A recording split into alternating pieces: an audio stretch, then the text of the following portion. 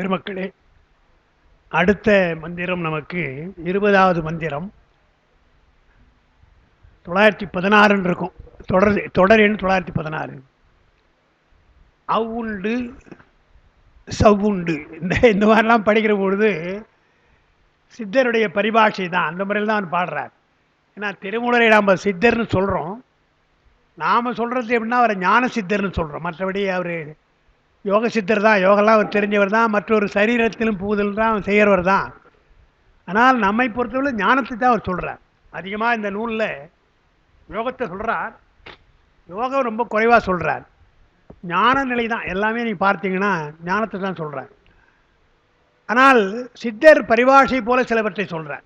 அந்த பரிபாஷை அவர் என்ன சொல்கிறாங்கன்னு தெரியாது இல்லையா. அந்த மாதிரி இங்கே ஆ சா அம்ச மந்திரம் அம்சம்ன்றோம் இல்லையா, அந்த அம்ச மந்திரத்தை சொல்கிற பொழுது அவ்வுண்டு சவ்வுண்டு அப்படின்ற பார்க்குற பொழுது என்னடா சொல்கிறான்னு தெரியாது. அவ்வுண்டு சவ்வுண்டு அனைத்தும் அங்குள்ளது, கவ்வுண்டு நிற்கும் கருத்தறிவார் இல்லை. கவ்வுண்டு நிற்கும் கருத்தறிவாளருக்கு சவ் உண்டு சக்தி சதாசிவன் தாளே, சதாசிவன் தானேன்ற ஒரு எழுத்தை சொன்ன உடனே கவ்வுண்டு தான். ரெண்டாவது சவ்வுண்டு. ஆமாம், ரெண்டாவது கவ்வுண்டு கா இருக்கணும், கான்னு இருக்கணும். கவ்வுண்டு தான் சா தப்பு. கவ்வுண்டு நிற்கும் கருத்தறிவார் இல்லை, அதாவது கவர்ந்து உள்ள அகப்பட்டு கொள்றது. கவ்வுண்டுன்னா அதை எழுதியிருக்கேன் நான் உங்களுக்கு. சிலப்பதிகாரத்தில் கோவலனுக்கும் கண்ணகிக்கும் கல்யாணம் நடக்கிற பொழுது காதலர் பிரியாமல் கபவுக்கை நெகிழாமல் என்று வரும். கபவுக்கைன்னு வரும். அந்த கபவுக்கை என்பது இப்படி ஒரு கை, இப்படி ஒரு கை, இப்படி இருந்தால் அது ஒரு கபவுக்கைன்னு சொல்லுவாங்க. பொதுவாக நாகரிகமாக அதை சொல்லுவாங்க. ஆணும் பெண்ணும் இணைகிற பொழுது கையை கோக்குறாங்க இல்லையா, கல்யாணத்தில் கூட மணவரையில் அப்படி வச்சுக்கிறாங்க இல்லையா, அதுதான் கவுண்டுன்னு அர்த்தம். இது பிரியக்கூடாது, காதலர் பிரியாமல் கபவுக்கை நெகிழாமல்ன்றார். லேசா விட்டுறாதீங்க, அதை நெகிழாமல்ன்றான்னு ஒரு அர்த்தம். இன்னொன்று, அந்த கபவுக்கை என்பது ஆணும் பெண்ணும் தோளோடு தோள் சேர்த்து அணைஞ்சிக்கிறாங்க இல்லையா, அதுதான் கபவுக்கை என்று அப்படி சொல்றான். இந்த தோள் பக்கம் இருக்கு இல்லையா, இதெல்லாம் தோல் தானே இந்த பக்கம், அதெல்லாம் சேர்ந்து அந்த இரண்டு கைகளால் ஆணும் பெண்ணும் அணைத்துக் கொள்வது என்று திருவள்ளுவர் அவர் எவ்வளோ பெரிய ஆள் எல்லாம், அதனால இதெல்லாம் ஜாக்கிரதையாக சொல்லுவார். காதலர்கள் எப்படி இணைகிறார்கள் என்றால் இடையிலே காற்று போகக்கூடாது, அவள் அப்படி அணைக்கணுன்ற அது அந்த அன்புக்காக சொல்கிற பொழுது. காமத்துப்பாலில் சொல்கிற பொழுது ரொம்ப நாகரிகமாக தான் அவர் பாடுறார். ரெண்டு பேரும் அணைக்கின்ற பொழுது வழி இடை போடப்படா முயக்குன்ற, வழினா காற்றுன்னு அர்த்தம். வழி இடையில் உங்களை பிரிச்சிடக்கூடாது. போடுதல் என்றால் அறுக்கிறது, பிரிக்கிறது. உங்கள் இணைந்திருக்கிற உங்களை காற்று பிரிக்கக்கூடாது என்று வழியடை போடப்படா முயக்கு. வீழும் இருவர்க்கு இனிதே, வீழும்னா விரும்புகின்றன்னு அர்த்தம். விரும்புகின்ற காதலுக்கு ரொம்ப இனிமை எது, இன்பம் எது என்று சொன்னால் இடையிலே காற்று கூட போகாமல் அடைத்துக் கொள்ளுதல் என்று வழியடை போடப்படா முயக்குன்னு. அதைத்தான் கபவுக்கைன்னு சொல்கிறாங்க. அது நாகரிகமாக இளங்கோவடிகள் அந்த விஷயத்தை சொல்கிறார். உங்களுக்குள்ள பிரிவு இருக்கக்கூடாது, அன்பு இருக்க வேண்டும் என்று அங்கே இருக்கிற திருமணத்தில் வந்தவங்களாம் வாழ்த்துகிறார்கள் என்று, காதலர் பிரியாமல் கவுக்கை நிகழாமல் தீதருக என்று சொல்கிறார். அதுதான் கவ்வுண்டுன்னா அதான் அர்த்தம், அகப்படுதல், ஒன்றோடு ஒன்று அகப்பட்டு கொன்றது. இப்போ கவ்வுதல்னு சொல்கிறோம் இல்லையா, வார்த்தை கவ்விக்குண்டான்னு சொல்கிறோம் இல்லையா, அதே தான் பழைய சொல், அது கவ்வுண்டு. அவ்வுண்டு சவ்வுண்டு அனைத்தும் அங்குள்ளது. அதாவது ஒரு சொல்லை சொன்ன உடனே எல்லாம் அதிலே அடங்கி விடுகிறதுன்னு சொல்கிறோம். இப்போ நமக்கு அஞ்செழுத்து ஏன் சிறப்பு என்றால், எல்லா சமயங்களிலும் மந்திரம் இருக்குது, மூல மந்திரம் இருக்கிறது. வைஷ்ணவத்திலே நாராயண மந்திரம் நம்ம சொல்கிறோம், நமோ நாராயணன் சொல்கிறோம். அதே மாதிரி ஒவ்வொரு சமயத்திற்கும் மூல மந்திரம் என்பது இருக்குது, நம்ம சொல்கிறோம். ஆனால் அந்த மூல மந்திரங்கள் எல்லாம் அந்த ஒரு குறிப்பிட்ட தெய்வத்தை வாழ்த்துவதாக வணங்குவதாக இருக்குமே தவிர உலகப் பொருள்களை எல்லாம் அடக்கிய ஒரு மந்திரமாக அது இருக்காது. இப்போ நமோ நாராயணன் சொன்னால் நாராயணாயன்னு சொல்லுவாங்க. நாராயணனுக்கு வணக்கம், அவ்வளோதான் நம்ம சொல்லலாம். அது ஒரு தோத்திரம் போல, வணக்கம் போல, அவ்வளோதான். இப்போ நாம் கூட நம சிவாய, சிவனுக்கு வணக்கம் சொல்கிறோம். சொல்லிட்டு நாம் என்ன பண்ணுறோம், அந்த மந்திரத்தை நம்ம அப்படி நமசிவாய என்றோ சிவாய நம என்றோ சொன்னாலும் கூட நாம் தொடர் சொல்லாக சொல்கிறது கிடையாது.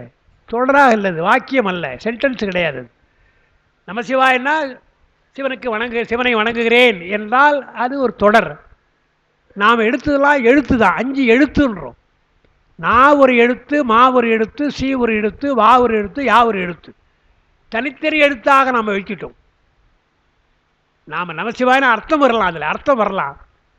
ஆனால் எடுத்த போது மந்திர எழுத்துக்கள் எல்லாம், மந்திர நூல்கள் ஒரு விதி என்ன என்றால், மந்திரத்திலே வருகின்ற எழுத்துக்கள் வேறு பொருள் தரக்கூடாது, உலகியல் பொருள் தரக்கூடாது.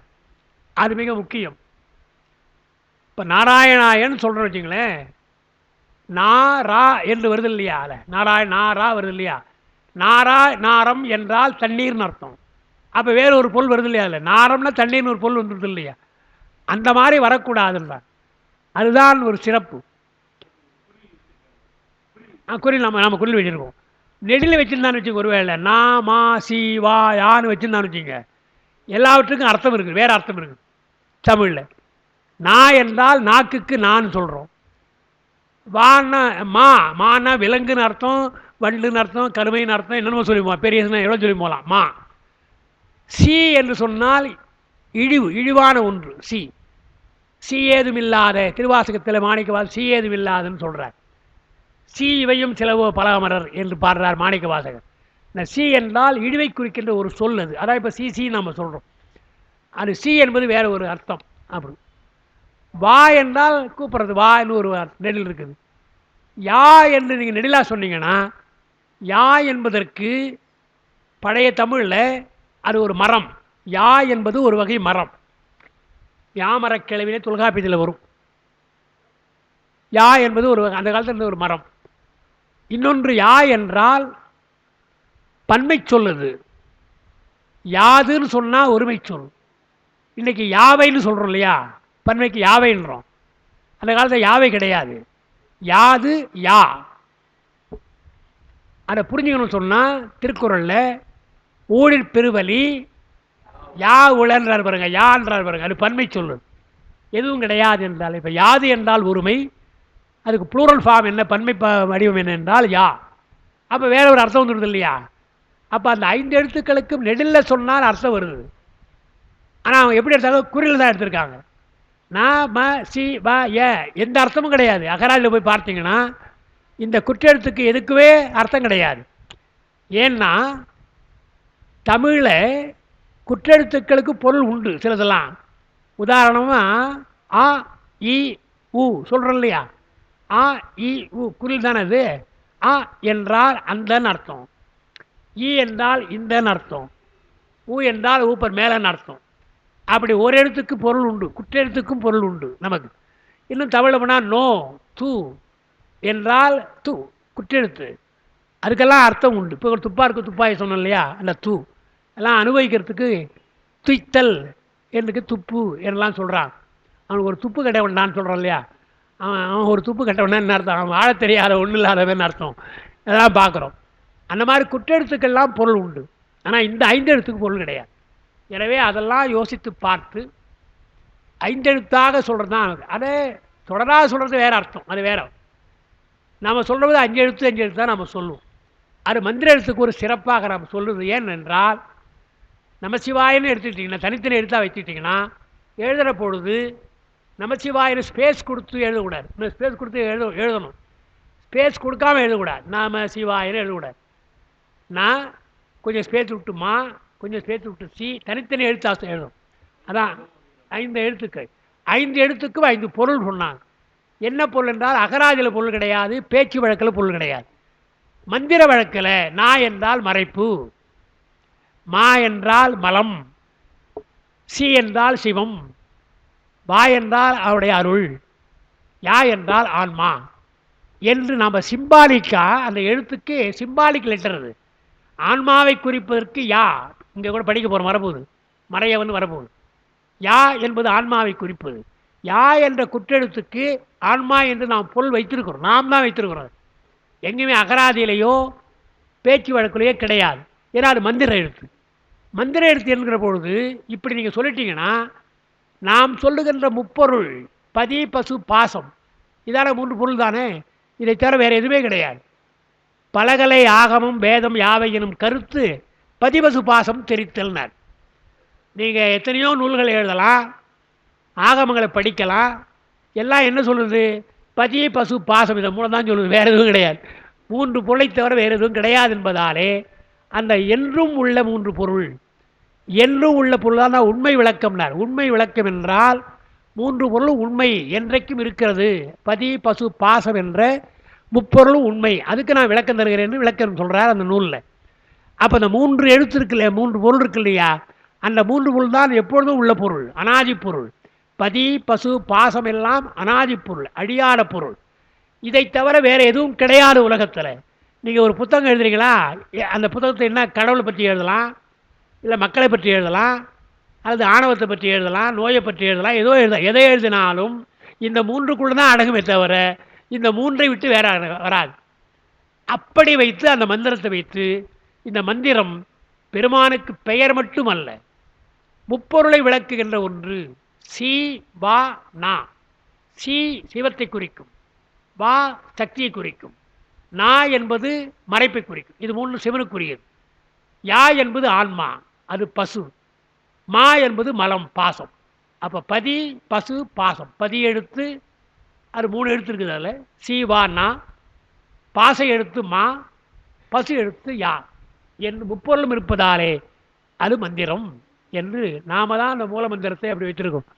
வேறு எந்த சமயத்திலும் எந்த மந்திரமாக இருந்தாலும் அதுக்கு அந்த மந்திரத்துக்கு ஏதோ ஒரு பொருள் இருக்கலாம், அவ்வளோதான். அதனால தான் உங்களுக்கு சொல்லியிருக்கேன். சரவணபவன் நம்ம சொல்கிறோம், அது மந்திரம் அல்ல. பெரியவங்களாம் மந்திரம் சொல்லிட்டாங்க, சொல்லியிருக்கிறாங்க. அது மந்திரம் அல்ல என்று தான் திருமுருகாற்றுப்படைக்கு உரை எழுதுகிற நச்சினார்க்கிடையர் பெரும்பெயர் முருகன்னு வருது. பெரும்பெயர் என்றால் மகா வாக்கியம் போல, மந்திரம் போல. அது என்ன மந்திரம்னு அவர் எழுதுகிறார். பெரும்பெயர் என்று சொன்னால் நமகுமாராய அப்படின்னு எழுதுகிறார். சரவணபவன் எழுதலை, நமகுமாராய அப்படின்னு எழுதுகிறார். இந்த நமகுமாராயன்னு சொல்கிற பொழுது அது குமரனுக்கு வணக்கம் தான், முருகனுக்கு வணக்கம்னு தான் அதுக்கு அர்த்தம். அது அவர் மந்திரமாக சொல்லிட்டார்.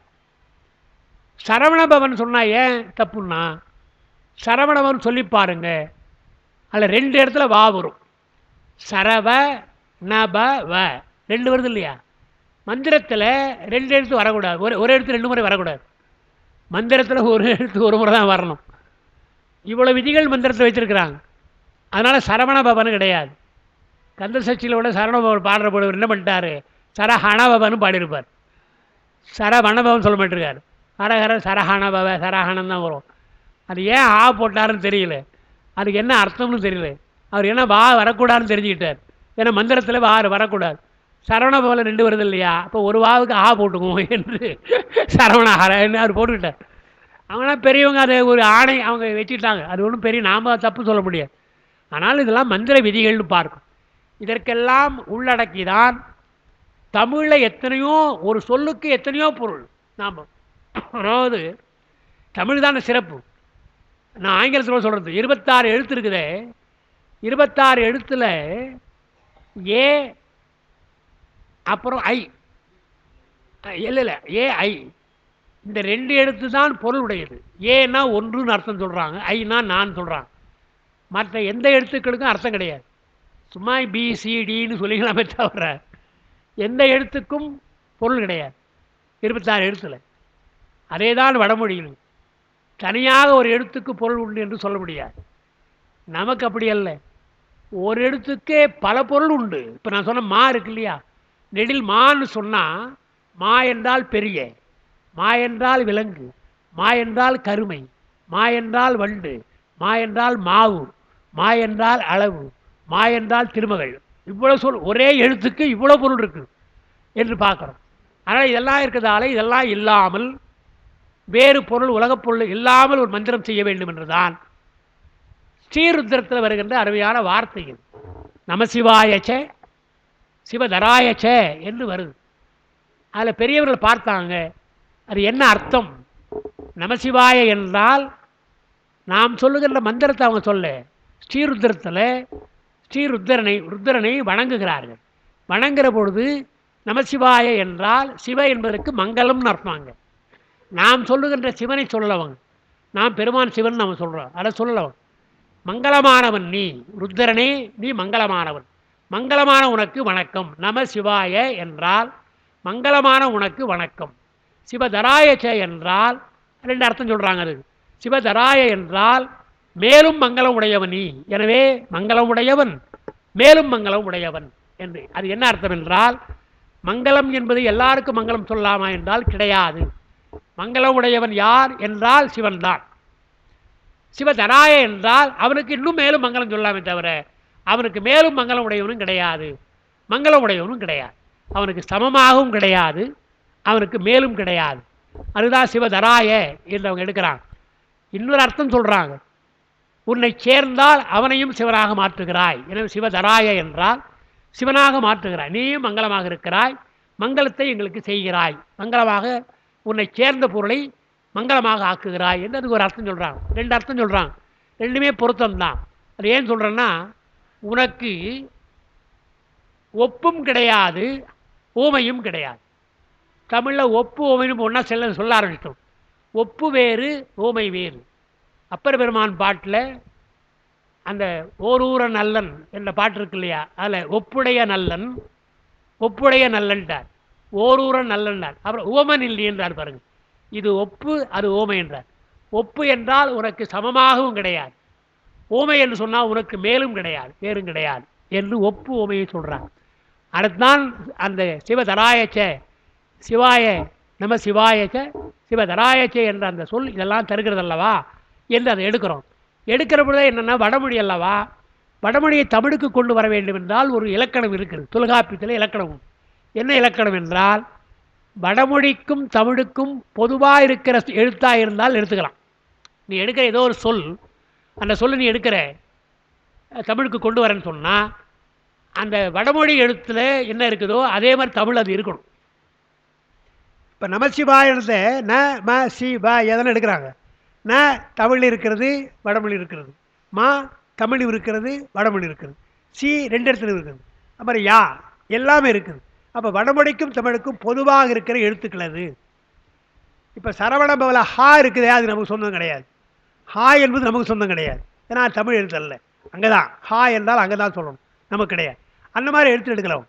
தமிழுக்கும் வடமொழிக்கும் பொதுவான எழுத்தாக எடுத்தால் சொல்லலாம் என்று தொல்காப்பியர் விதி இருப்பதாலே அந்த இலக்கணத்தையும் மதித்து, தொல்காப்பியத்தை மதித்து, மந்திர நூல்களை என்னெல்லாம் சொல்லப்படுகிறதோ வேறு பொருள் தரக்கூடாது என்ற அந்த விஷயத்தை மறுத்து ஒரு 5 எழுத்தை சொல்லியிருக்கிறார்கள். இவ்வளோ உயர்ந்த மந்திரமாக இருப்பதால் தான் நமக்கு வரப்போது பின்னால்லாம் சி என்பதை மாணிக்க எழுத்துன்றான். சி என்பது மாணிக்க எழுத்து என்று திருமூலர் சொல்கிறார். அதை பின்னால் வேதாந்திகள் என்ன பண்ணாங்க, வேதாந்திகளில் 2 வேதாந்திகள் இருக்காங்க. ஒன்று சைவ வேதாந்தி, இன்னொன்று ஸ்மார்த்தர்கள், ஸ்மார்த்த வேதாந்தம், 2 இருக்குது பார்க்கணும்.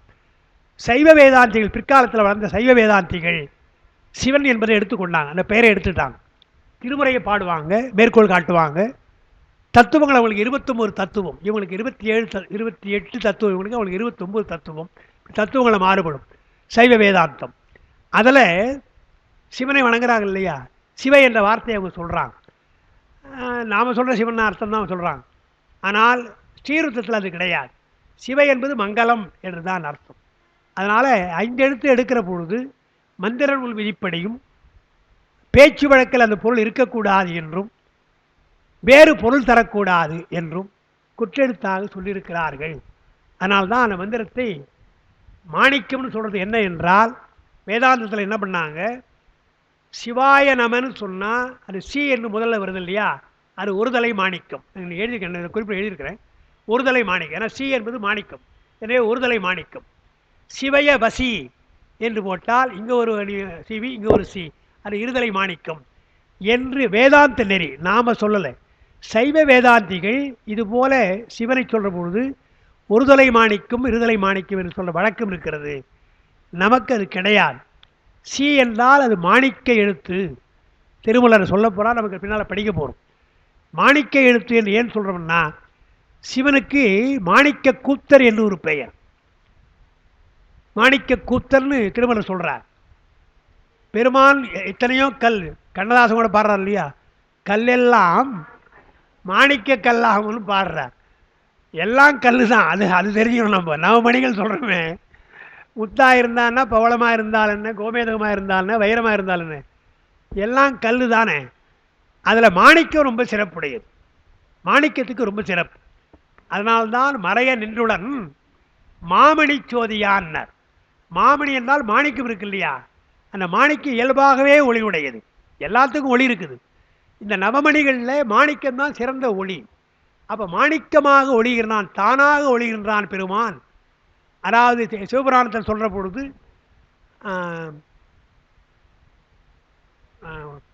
ஓராதார் உள்ளத்துள் ஒளிக்கும் ஒளியானே என்றார் பாருங்க. ஓராதார் உள்ளத்திலே ஒளிக்கின்ற ஒளியாக ஒளிப்பொருளாக இருக்கிறான் என்று பார்க்கிறோம். சோதியே சுடரே சூழல் விளக்கெல்லாம் பாடுறோம். எனவே ஒளிப்பொருள் அல்லவா, தானாக ஒளிவிடுவது எது என்று சொன்னால் மாணிக்கம், நவமணியில். எனவே மாணிக்கம் வைத்தாங்க. ஆனால் இன்றைக்கு நீங்கள் பார்த்தீங்கன்னா மாணிக்கத்தை விற்கிறவங்க, அந்த நவமணியில் விற்கிறவங்களையும் பார்த்தீங்கன்னா மாணிக்கத்தை தான் நடுவில் வச்சுருப்பாங்க. மற்ற ஒவ்வொரு திசைக்கும் ஒன்று ஒன்று உண்டு. அதெல்லாம் அந்த மாணிக்கம் விற்கிறவங்களுக்கு தெரியும். நவமணிகள் விற்கிறவங்க எந்த கல்லை எங்கே வைக்கணும், நவக்கிரகம் போல வைக்கணும்னு சொல்லுவாங்க. அதில் மாணிக்கம் நடுவில் வைப்பான். சூரியன் எப்படி நடுவில் நவக்கிரகத்தில் இருக்கிறதோ அதுபோல் நவமணிகளில் மாணிக்கத்தை வைக்கணுன்றான்.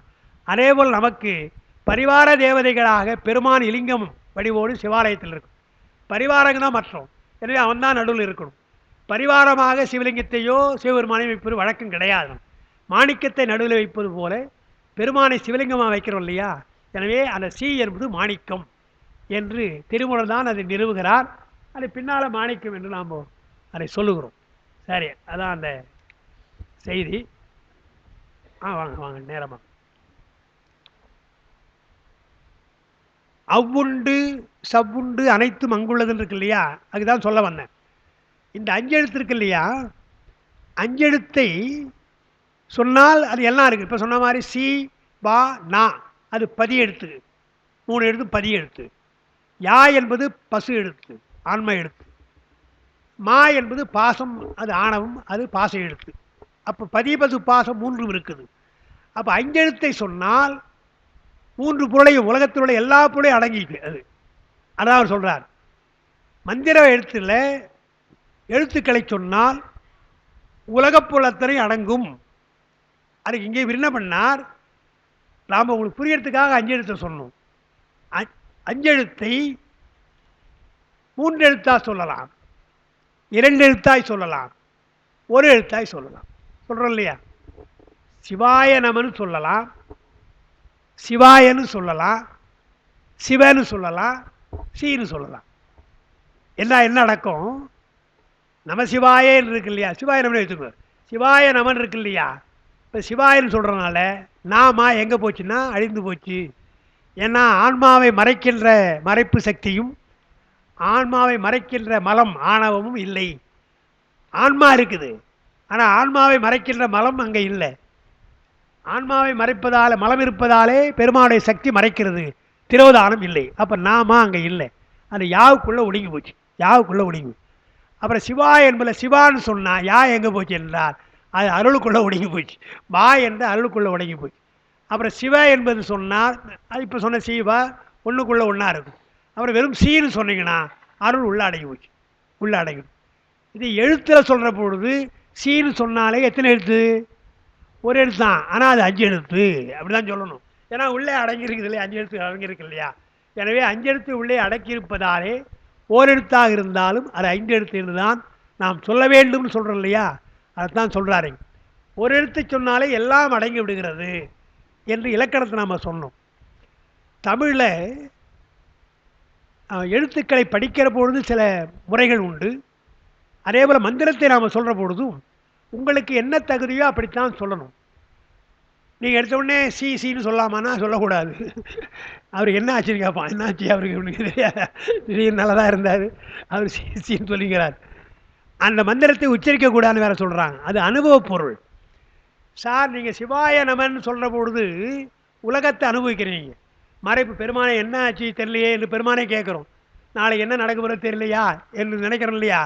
அப்போ மறைப்பை உணர்கின்றோம், பின்னாலே வேண்டினால் ஒன்றை அருளுகிறான், அருளை உணர்கின்றோம், எல்லாம் நமக்கு தெரிகிறது, அனுபவம் வருது, அஞ்செழுத்தினுடைய அனுபவம் நமக்கு கிடைக்குது. அதனால் அதை உச்சரிக்கிறோம். அனுபவம் வருகின்ற பொழுது உச்சரிக்க முடியாது, எல்லாம் ஒடுங்குது இல்லையா? சென்று சென்று அணுவாய் தேய்ந்து தேய்ந்து ஒன்றாம். மாணிக்கவாசகர் தான் சொல்கிறார். நான் அஞ்செழுத்து சொல்லிட்டு இருந்தேன், அப்புறம் உராத்துறை தேர்த்தேர பாசம் போயிட்டு நாமா போய்விட்டது, புத்தி பஞ்சாட்சரமாக நான் சிவாயன்னு சொன்னேன். அதுக்கப்புறம் யாவை அடக்கி அருள் அடக்கி கொண்டது, எனவே சிவன்னு சொன்னேன். அப்புறம் வாவுக்குள்ளே சி போய்விட்டது, எனவே ஓர் எடுத்து சொன்னேன் என்று நமக்கு வருது இல்லையா? பஞ்சாட்சரத்தை சொல்கிற பொழுது திருமந்தல் பின்னால் படிக்க போகிறோம். பஞ்சாட்சரத்தை தூல பஞ்சாட்சரம், சூக்கும பஞ்சாட்சரம், அரிசூக்கும பஞ்சாட்சரம், காரண பஞ்சாட்சரம், மகா காரண பஞ்சாட்சரம் என்று ஐந்தா சொல்கிறோம் இல்லையா? அப்போ ஐந்தும் ஐந்து எழுத்து தான், சி என்று சொன்னாலும் ஐந்து எழுத்து தான். அது இலக்கணப்படி சென்று சென்று அணுவாய் என்ற மாணிக்க வாசகர் தோத்திரமாக அதை பாடியிருக்கிறார். இங்கே நாம் எழுத்தாக படிக்கிறோம், அதனுடைய அமைப்பு என்ன, அனுபவம் என்ன அங்கே தான். எனவே சி என்கிற பொழுது அனுபவம் நமக்கு வந்துடும். பெருமானுடைய அருள் ஆனந்தத்தில் நாம் இருக்கிறோம். சிவை என்று சொல்கிற பொழுது அருள் இருக்கிறோம். அந்த அருள் போய் நம்மை ஆட்கொள்கிறது. புறநானூற்றில் இருக்கிற கடவுள் வாழ்த்தில், சங்க இலக்கியத்தில் கடவுள் வாழ்த்து இருக்குது, அதில் புறநானூற்று கடவுள் வாழ்த்து மாதிரி எதுவும் கிடையாது. ரொம்ப அழகாக பாடியிருக்கிறார் பாரதம்பாடி பெருந்தேவரான். அவர் சொல்கிறார், என்ன சொல்கிறார்? பெண் ஒரு திறன் ஆகின்றார். பெருமானை பாடுற பொழுது பெருமான் ஒரு பக்கத்திலே பெண்பாகமாக இருக்கிறான் சொல்லிட்டார், அதோடு முடிக்கல. அப்புறம் என்ன சொல்கிறார்? அவ்வுரு அந்த உருவத்தை பக்கத்தில் இருக்கு இல்லையா, தன்னுள் அடக்கி கரைக்கினும் கறக்கும். அந்த சக்தியை வெளிக்கொண்டு வருவான், இல்லை உள்ளே அடக்கி கொள்வான், தானே சிவமாக இருப்பான் என்று அங்கே சொல்கிறார். புறநானூற்றில் சிவனுடைய கடவுள் வாழ்த்து சொல்கிற பொழுது பெண்ணுரு ஒரு திறன் ஆகின்றது சிவசக்தியாக பார்க்கிறான், பெருமான் இருக்கிறான். மகாசங்கார காலத்தில் எல்லாத்தையும் அடைக்கிறான் இல்லையா? எனவே உள்ளடங்குவதாலே சக்தியை வெளிப்படுத்தாமல் உள்ளே அடக்கிக் கொள்கிறான். அவ்வுரு தன்னுள் அடக்கி கரைக்கினும் கறக்கும் என்று எவ்வளோ பெரிய விஷயத்தை அவங்க சாதாரணமாக பாடியிருக்கிறாங்க என்று பார்க்கிறோம். அதனால் இலக்கியமாக இருந்தாலும் சரி, சமய நூல்களாக இருந்தாலும் சரி, சாத்திரங்களாக இருந்தாலும் மந்திரங்களாக இருந்தாலும் இதெல்லாம் ஒரே கோணம், ஒரே கோணத்தில் தான் இருக்குதுன்னு பார்க்கணும். அதனால தான் இங்கே என்ன சொன்னார்? அவ்வுண்டு சவ்வுண்டுன்னார. அது என்ன அர்த்தம்னா, ஆ என்பதையும் சா என்பதையும் சி வா என்பதற்கு ஈடாக சொல்லலாம். சி என்பதற்கு ஆன்னு சொல்லலாம், வா என்பதற்கு சான்னு சொல்லலாம். அந்த ஆ சா என்று சொல்லாமல் அதுதான் எழுத போகிறார், அம்சம் என்று சொல்லணும். எல்லா எழுத்துக்களுக்கும் மந்திர எழுத்துக்களுக்கெல்லாம் மகரம் சேர்க்கணும், மகரம் சேர்த்தாகணும். அது ஒரு மந்திர நூல் விதி. ஓங்காரம் சொல்கிறோம் இல்லையா? ஓங்காரம் என்றால் ஓம் அல்ல, ஓ தான் எழுத்து, ஓ தான் எழுத்து. இம் என்பது மகரம் என்பது மந்திர விதி, அதுக்காக இம் போடுறோம். அதே போல் ஆ என்பதுதான் எழுத்து, ஆனால் அது சிவத்தை குறிக்கும், ஆனால் இம்னு போடணும். சா என்பது சக்தியை குறிக்கும், அது சம்னு போடணும். எனவே அம்சம் என்றால் அம்ச மந்திரம், அதுதான் இங்கே சொல்கிறார். எங்கே அகாரமும் சகாரமும் உள்ளனவோ அங்கே அனைத்து பொருள்களும் உள்ளனவு ஆகும். இவ்வாறு இந்த இரண்டு எழுத்துக்களில் எல்லா பொருளும் அடங்கி நிற்கிற நுட்பத்தை அறிபவர் உலகில் இல்லை. இந்த ரெண்டு சொன்னால் போதும், எல்லாம் அடங்கி போச்சு, எல்லாம் அடங்கி விட்டதல்லவா. இதை அறிகின்றவர்கள் யார் என்றால், இவ்வளவு விஷயம் தெரிந்தால்தான் ஆ என்றால் சிவம், சா என்றால் சக்தி, எல்லாம் சிவம் சக்தி தான். பார்க்கிற பொழுது திருமூலர் நடனமாடுகிறான் பெருமான்னா எங்கும் திருநட்டம், எங்கும் சிதம்பரம்னா. சிதம்பரம் ஒரு இடத்துல தான் இருக்குது, இங்கே பார்த்தா எல்லாம் சிதம்பரம் தான். ஏன்னா அவன் தான் எல்லா இடத்துலையும் ஆடிட்டு இருக்கிறான். எனவே அப்படி பாருங்கன்ற, எல்லா இடத்திலும் நீங்கள் பார்த்தீங்கன்னா அவன் இருக்கிறான். மாணிக்க வாசகர் சிறைவான் புனல் தில்லை சிற்றம்பலத்தும் என் சிந்தையுள்ளும் உறைவான். அம்பலமாக இதை வைத்துக் கொண்டிருக்கிறான் பெருமான் என்றால் சிதம்பரம் ஒரு அம்பலம். நாம் இப்போ பார்க்குற சிதம்பரம் ஒரு அம்பலம், ஆனால் அவன் இருப்பது அருள்வெளி, அது ஒரு இடம். சிறைவான் புனல் தில்லை சிற்றம்பலம். அப்புறம் என் சிந்தை, உயிர் சிந்தை, என்னால் உயிருக்குள்ளே இருக்கிறான் பெருமான் என்று ரெண்டா சொல்கிறான் இல்லையா? அதுபோல எங்கும் சிதம்பரம் தான், எங்கும் திருநட்டம் தான். எனவே இந்த ரெண்டு சொல்லை சொன்னால் எல்லா பொருளும் அதிலே அடங்கிவிடும். அம்ச மந்திரத்தை சொன்னால் அடங்கிவிடுன்றார். அடங்கி நிற்கிற நுட்பத்தை அறிபவர் உலகில் இல்லை. அதனை அறிய வல்லவருக்கு அதை உணர்ந்தால், அந்த பொருளை உணர்ந்தால் சக்தி வடிவாகிய சிவன் சகாரத்தில் உடனாய் தோன்றுவான். சக்தியாக இருக்கின்ற சிவன் இருக்கு இல்லையா, அவன் சகாரத்திலே உள்ளவனாய் தோன்றுவான். ஆ சா விந்துவோடு கூடுகிற பொழுது, விந்துனா மகரம் புள்ளி வைத்தது, அம்சம் என்றால் விந்துவோடு கூடியது. ஆ சா என்பதை விந்துவோடு கூடி சொன்னால் அம்சம். அவ்வாறே ஈற்றில் உள்ள சா என்று இருக்கு இல்லையா, சா என்பதை நாதமாக விசர்க்கத்தோடு சஹ சஹ என்று சொல்லணும், அம்சக என்று சொல்லணும். அம்சம்னு ஒன்று சொல்லலாம், அந்த இம்போடாவை அம்சக என்று சொல்லலாம். அது விசர்க்கம்னு சொல்லுவான். வடமொழி படிக்கிற பொழுது அம் அக என்று ஒரு கடைசி எழுத்து அகன்னு வரும் உயிர் எழுத்துல. அதுபோல் இங்கே சகன்றார். எனவே அம்ச மந்திரத்தின் வழி சோகம்பாவனை செய்ய சிவம் விளங்கும். அங்கே சொன்னபோது இலிங்கத்தை மூலாதாரம் இருதயம் புருவ நடு வைத்து பிராணாயாமம் செய்தால் கூத்த வடிவம் தோன்றுவான்னு சொன்னார். இங்கே என்ன சொல்றார்? அம்சம் என்ற மந்திரம், ஹம்சம் என்ற மந்திரம், அது உயிர்ப்பு. அதாவது ஹம் என்று இழுக்கிறதும் சம் என்று விடுவதும், மூச்சை உள்ளே இழுப்பது, பிரீத் இன் பிரீத் அவுட்னு இல்லையா, அதுக்கு அந்த மந்திரத்தோடு தான் சொல்லணும். மந்திரத்தோடு சொல்கிற பொழுது அம்சம் என்று சொன்னால் அது அம்ச மந்திரம். அப்படி மூச்சுக்காற்றிலேயே நாம் சொல்லிக் கொண்டோம்னு சொன்னால், மூச்சுக்காற்று விடாமல் எப்பவுமே வரும் இல்லையா, எப்பொழுதுமே மூச்சுக்காற்றை விடுகிறோம். மூச்சுக்காற்றை விடுகின்ற போது கலந்து விடுவதாலே சும்மா உட்கார்ந்து இருந்தாலும் இப்பொழுது மந்திரத்தை சொல்வதாகத்தான் அர்த்தம். அந்த பழக்கம் நமக்கு வந்துடும். மூச்சுக்காற்றிலே அம்சம் என்று சொல்ல பழகிட்டிங்கன்னா சும்மா நீ உட்கார்ந்தாலும் கூட அந்த அம்ச மந்திரத்தை சொல்வதாக நமக்கு வந்துடும். தூங்குகிற பொழுது அம்ச மந்திரத்தை சொல்வதாக வந்துடும். ஏன்னா தூங்குகிற பொழுது காற்று போகுது இல்லையா. அப்படித்தான் திருமூலர் திருமால் படுத்து கொண்டிருக்கிறார், பாம்படையில் படுத்து கொண்டிருக்காருன்னு சும்மா படுத்துக்கல, அதை அரிதுவியல் நான் சொல்கிறோம். அரிதுவியல் என்றால் அந்த அம்ச மந்திரத்தை சொல்லுகிறார். அது அம்ச மந்திரம்தான் அஜபா நடனம். ஜபிக்கார மந்திரத்தை ஜபிக்கார ஒன்று அது அசபை என்று இங்கே முதலே நம்ம பார்த்தோம். அஜபா மந்திரம் அதுதான் திருவாரூரில் இருக்கிற அஜபா நடனம். திருமால் தன்னுடைய மார்பிலே பெருமானை தாங்கி திருமகளை தாங்கி கொண்டிருக்கின்றான். மூச்சுக்காற்றிலே சிவனை மந்திரத்திலே சொல்லிக் கொண்டிருக்கிறான் வருது. இந்த அனந்த பத்மநாபன் என்று ஒரு வார்த்தை சொல்லுவாங்க வைஷ்ணவத்தில். பத்மநாபன் என்று சொன்னால் பத்மம் என்றால் தாமரைன்னு அர்த்தம், நாபம் என்றால் நாவி என்றால் உந்தி கமலம் கொப்புள், பத்மநாபம் என்றால் தாமரை போல் இருக்கின்ற கொப்புள். அது பெருமானுக்கு திருமாலுக்கு தாமரை போல கண், தாமரை கண், தாமரை கண்ணான் என்றே அவருக்கு தாமரை போல கண்மான். அதே போல தாமரை போல உந்தி. இந்த உந்தி கமலத்தை தோன்றிய தாமரையில் தான் பிரம்மன் தோன்றினான் என்று நாங்கள் சொல்கிறாங்க. அவங்க சொல்கிறாங்க இல்லையா, அது பிரம்மன் உந்தி கமலத்திலே அது தாமரை, அது ஒன்று. அதான் பத்மநாபன் சொல்கிறோம். அந்த பத்மநாபன் சொல்கிறபோது அவர் என்ன செய்கிறார்? பிரம்மனை தோற்றுவிக்கின்றார். அப்புறம் காக்கணும் இல்லையா, பெருமானை வழிபடுகிறார். நம்முடைய பெருமானை வழிபடுகிறார் என்று தான் நாம் சொல்கிறோம். எப்படி வழிபடுகிறார்? மந்திரத்தால், அம்ச மந்திரத்தால் வழிபடுகிறார். அது அஜபா நடனம். கூத்த பிரானை அம்ச மந்திரத்தினாலே அஜபா நடனத்திலே தரிசிக்கிறார். எனவே அது அரிதுயில், தூங்கலை அரிதுயில் நாம் சொல்கிறோம். நாம் சொல்கிற விஷயத்தை அவங்க ஒத்துக்க மாட்டாங்க, அவங்க வேறு தனியாக வைஷ்ணவத்தில் சொல்லுவாங்க. ஆனால் மாறாக திருவனந்தபுரம் போனீங்கன்னா அங்கே பார்க்கலாம். பெருமான் திருவனந்தபுரத்தில் பத்மநாபன் படுத்துட்டு இருப்பார் இல்லையா, மூன்று கருவறை இருக்கும். பெருமானுடைய தலைப்பாகம் ஒன்று இருக்கும், நடுப்பாகம் பாதம் என்று மூணாக பார்க்கணும், நம்ம பார்ப்போம். அந்த தலைப்பாகம் நீங்கள் போனீங்கன்னா படுத்துட்டு இருக்கார் இல்லையா, அந்த கை இருக்கு இல்லையா, அந்த கையை அப்படி கீழே வச்சுருப்பார். கீழே பார்த்தீங்கன்னா அங்கே சிவலிங்கம் இருக்கும். அந்த சிவன் படுத்து கொண்டு இருக்கின்ற அறிவியலாக மந்திரத்தை சொல்லிக்கொண்டு சிவலிங்கத்தை அர்ச்சனை செய்கிறார், சிவலிங்க வழிபாடு செய்கிறார். அதனால தான் திருமால் முதல் அடியார் நாம் சொல்லுவோம். தூங்குற பொழுது கூட அவர் எப்படி சொல்கிறார் என்று முதலடியார் என்று நாம் திருமாலை சொல்லுவோம். அது எத்தனையோ அர்த்தம் நம்ம சொல்கிறோம். திருமாலுக்கு நம்ம அயனோடு மால் நமக்கு அந்நியம் இல்லைன்னு சொன்னார், நமக்கு அவங்க வேறு கிடையாது.